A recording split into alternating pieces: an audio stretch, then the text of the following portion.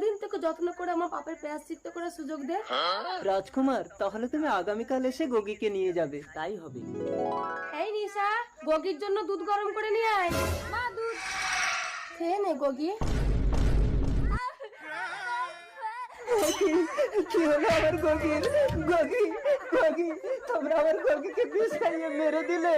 আমার মেয়ে থাকতে থাকতে সতীনের মেয়ে হবে রাজরানী। কিন্তু রাজকুমার তো গগিকে ছাড়া বিয়ে করবে না কুণ্ডলা। সে ব্যবস্থাও আমি করব। কপাল বাবা, বল কুণ্ডলা, আমায় কেন ডেকেছিস? কপাল বাবা, আমার মেয়েকে অবিকল গগির রূপ দিয়ে দাও।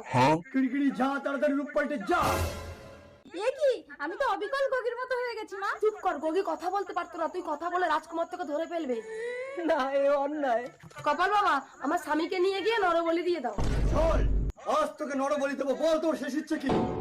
বাবা, আমার শেষ ইচ্ছে তুমি আমার গগিকে জীবন দান দাও। ওরে